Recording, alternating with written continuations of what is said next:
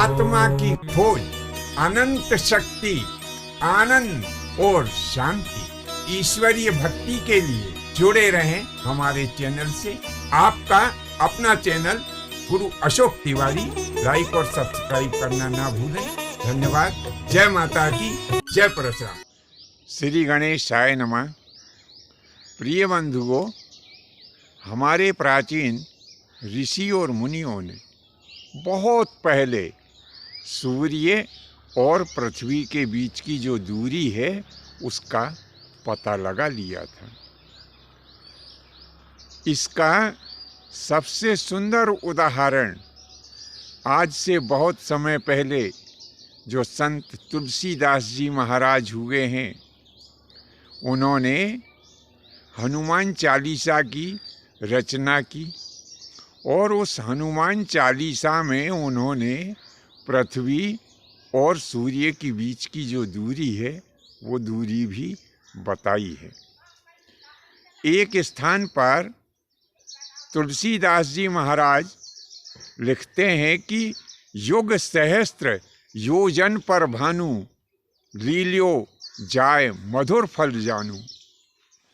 इसका सीधा सा सहज और सरल अर्थ हुआ कि जो युगों की प्रमाण आयु है उसको 1000 गुना यदि हम कर देते हैं तो पृथ्वी और सूर्य के बीच की दूरी प्राप्त हो जाएगी और यह दूरी योजन के रूप में होगी।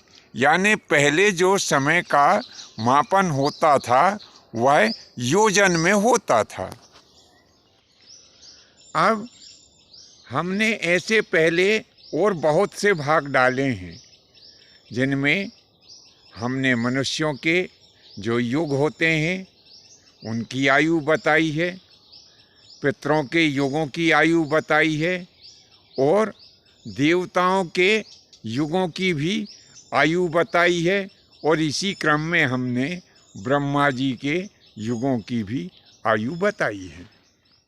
अब यहाँ पर सवाल उठता है कि जो पृथ्वी और सूर्य के बीच की जो दूरी है, इस दूरी का सही आकलन जानने के लिए हम किन युगों का प्रमाण मानेंगे?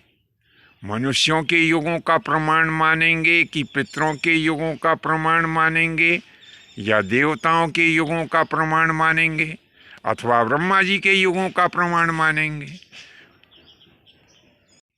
किन युगों का प्रमाण माना जाए, यह एक बड़ा ही विचारणीय प्रश्न है। तो हम यहाँ पर स्पष्ट कर दें कि इस पृथ्वी और सूर्य के बीच की जो दूरी है, इसे जानने के लिए हम यहाँ पर ब्रह्मा जी के युगों को ही प्रमाण मानेंगे। अब ब्रह्मा जी के ही युगों को प्रमाण क्यों मानेंगे? मनुष्यों के, पितरों के अथवा देवताओं के युगों को प्रमाण क्यों नहीं मानेंगे? तो उन सब का उत्तर इस प्रकार से है कि भगवान सूर्य नारायण, ब्रह्मा जी और हनुमान जी, यह तीनों ही दिव्य अवतारों में सम्मिलित हैं। यानी यह तीनों ही दिव्य अवतारों में आते हैं। इसीलिए यहाँ पर जो काल गणना की जाएगी वह ब्रह्मा जी के जो दिव्य युग हैं उनके ही आधार पर यह गणना यहाँ पर की जाएगी। अब जैसे मनुष्यों के सतयुग, त्रेता युग, द्वापर युग और कलयुग होते हैं, इसी प्रकार से ब्रह्मा जी के भी चारों युग हैं। चारों युगों के यही नाम हैं। पहला सतयुग है, दूसरा त्रेता युग है ब्रह्मा जी का, तीसरा द्वापर युग है और चौथा कलयुग है। अब जो ब्रह्मा जी का सतयुग है तो ब्रह्मा जी के सतयुग की आयु 4800 वर्ष है। उनके त्रेता युग की आयु 3600 वर्ष है और द्वापर युग की आयु 2400 वर्ष है तथा कलयुग की आयु 1200 वर्ष है। अब इन चारों युगों की आयु को आप उसमें जोड़ दिया तो कितना हुआ? पूरा योग आया 12,000 वर्ष।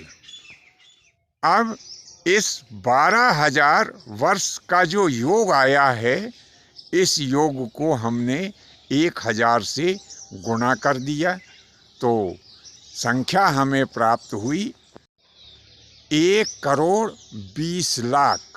यह जो संख्या हमें प्राप्त हुई है, यह योजन की संख्या प्राप्त हुई है।